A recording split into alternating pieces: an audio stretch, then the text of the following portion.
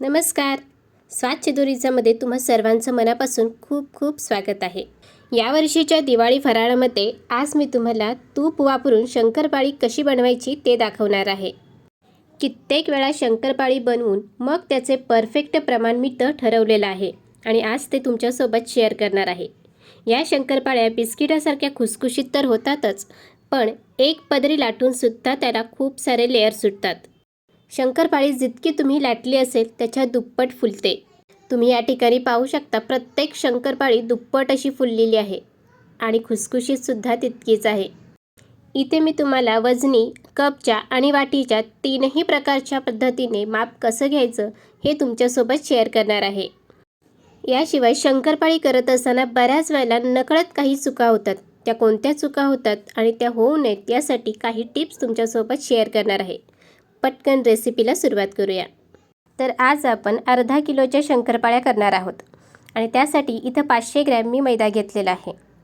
Measuring कपने मोजला तर 250 ml च्या कपने असं घट्ट दाबून भरून 3 कप हा मैदा आहे. हे पहा, मी पुन्हा एकदा दाखवते. इतका अगदी घट्ट दाबून भरून घेतलेला आहे. आता बऱ्याच जणांच्याकडे मेजरिंग कपही नसेल आणि वजन काटाही नसेल, तर अशा वेळी काय करायचं, घरातील कोणतीही अशी एक वाटी फिक्स करा की ज्या वाटीने दुकानातून आणलेला अर्धा किलो मैदा हा 3 वाटी भरला गेला पाहिजेत. ज्या वाटीने तुम्ही मैदा मोजून 3 वाटी भरला त्याच वाटीने इतर सर्व साहित्य मोजून घ्यायचं आहे. तर आता मी इथं मेजरिंग कपने हे मोजून घेतलं आहे. आपण सर्व साहित्य या मेजरिंग कपनेच मोजून घेऊ. तर सर्वात आधी आपल्याला लागेल तूप. तूप घ्यायचं आहे आपल्याला 140 ग्रॅम आणि कपने मोजलं तर पातळ कन्सिस्टन्सीमध्ये 3/4 कप हे तूप आहे. शूट करताना थोडासा कॅमेरा हलला त्यामुळे वजन काट्यावरचा आकडा इथं तुम्हाला दिसत नाही आहे. याच पद्धतीने मी इथं साखरसुद्धा मोजून घेणार आहे. वजनी प्रमाणामध्ये म्हणाल तर 200 ग्रॅम आपल्याला साखर लागेल आणि मेजरिंग कपने मोजली तर 3/4 कप ही साखर आहे. या ठिकाणी आज मी जे साखरेचं प्रमाण तुमच्यासोबत शेअर करत आहे ते अगदी परफेक्ट आहे, त्यामुळं साखर कमी किंवा जास्त करायची अजिबात गरज नाही. आता जो मैदा आपण घेतला होता तो सर्वात आधी चाळून घेऊया. मैदा चाळून झाला, आता बाकीची तयारी करू. तर तूप गरम करायचं, त्याचं मोहन करून मग ती पिठाला चोळायचं. इतकी लेंदी प्रोसेस करण्यापेक्षा अगदी सुटसुटीत अशी पद्धत आज मी तुमच्यासोबत शेअर करणार आहे. तर काय करायचं आहे, जे आपण 3/4 कप तूप घेतलं होतं ते एका पातेल्यात घेणार आहोत. वजनी प्रमाणामध्ये ज्यावेळेला आपण तूप मोजून घेतो त्यावेळेला ते पातळ असो किंवा घट्ट दोन्ही समप्रमाणामध्येच भरतं. पण इथे बघा, जर तुम्ही कपने किंवा वाटीने मोजून घेणार असाल, पातळ कन्सिस्टन्सीमध्ये असताना हे 3/4 कप तूप होतं. थोडं घट्ट करून मी घेतलं, याची कन्सिस्टन्सी कमी झाली त्यामुळे आकारमान कमी होऊन 3/4 पेक्षा हे थोडंसं कमी झालेलं आहे. त्यामुळे जर तुम्ही पातळ कन्सिस्टन्सीमध्ये तूप मोजून घेणार असाल तर 3/4 कप घ्या आणि जर घट्ट कन्सिस्टन्सीमध्ये घेणार असाल तर 3/4 पेक्षा थोडंसं कमी घ्या. वजनी प्रमाणामध्ये दोन्ही कन्सिस्टन्सीमध्ये 140 ग्रॅम हे तूप आपल्याला हवं आहे. आता हे घेतलेलं संपूर्ण तूप एका पातेल्यामध्ये काढून घेऊ. ज्या कपने आपण तूप मोजून घेतलं त्याच कपने अर्धा कप साधं रूम टेम्परेचरचं पाणी घ्यायचं आहे. यामध्ये घेतलेली संपूर्ण साखर घालू. आता गॅस सुरू करूयात. गॅस मध्यम ठेवा किंवा मोठा केला तरीही चालेल. या पाण्याला आपल्याला उकळी काढायची नाही किंवा पाकसुद्धा तयार करायचं नाही. यातली साखर विरघळेल इतपत याला फक्त गरम करून घ्यायचं आहे. इथं मी पाणी वापरलेलं आहे. याऐवजी तुम्ही दूध वापरलं तरीही चालेल, पण दूध वापरलेल्या शंकरपाळ्या जास्त दिवस टिकत नाहीत त्यामुळे मी शक्यतो वापरत नाही. पण तुम्हाला जर दूध वापरायचं असेल तर तुम्ही दूधसुद्धा अर्धा कपच वापरायचं आहे. तर मध्यम आचेवरती साधारण 1 ते 1.5 मिनटं याला मी मिसळून घेतलं. साखर पूर्ण विरघळली. गॅस बंद करू. आता हे साखरेचं पाणी आपल्याला पूर्णपणे गार होऊ द्यायचं आहे. हे पाणी पूर्ण गार झाल्यानंतरच आपण पुढची प्रोसेस करणार आहोत. जो मैदा आपण चाळून घेतला होता आता तो घेऊयात. गोडाचा पदार्थ असला तरीही यामध्ये अगदी थोडंसं मीठ घालायचं, म्हणजे याचा गोडवा अजून वाढतो. साधारण अर्धा पाव चमचा यामध्ये मी मीठ घालून घेतलं. यासोबत अर्धा चमचा वेलची पावडर घालायची आहे. हे सगळे एकदा मिसळून घेऊ. इथे बघा, साखरेचं पूर्ण पाणी गार झालेलं आहे. आता हे थोडं थोडं पाणी यामध्ये घालायचं आहे आणि हे पीठ आपल्याला भिजवून घ्यायचं आहे. तर शंकरपाळी करत असताना होणारी पहिली चूक म्हणजे इथं आपण जे पाणी वापरतोय साखरेचं पाणी पूर्ण गार झाल्यानंतरच वापरायचं आहे. हलकं कोमट असतानासुद्धा या पाण्याचा वापर पीठ मळण्यासाठी करायचा नाही. आता हे संपूर्ण पाणी आपण थोडं थोडं करून यामध्ये घालायचं आहे आणि हे पीठ मळून घ्यायचं आहे.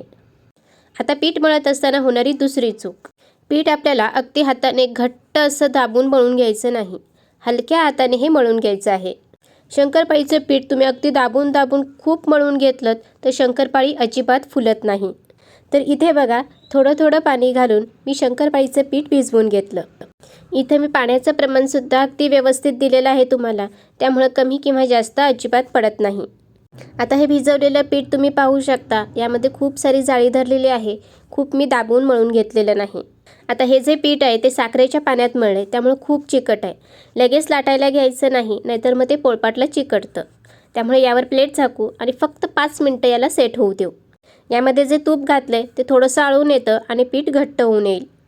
एक 5 ते 10 मिनटानंतर आपण याची शंकरपाळी करायला घेणार आहोत. तर एवढ्या पिठामध्ये मध्यम आकाराचे 4 गोळे तयार होतात. त्यातला एक गोळा मी तयार करून घेतला, हा लाटून घेऊ.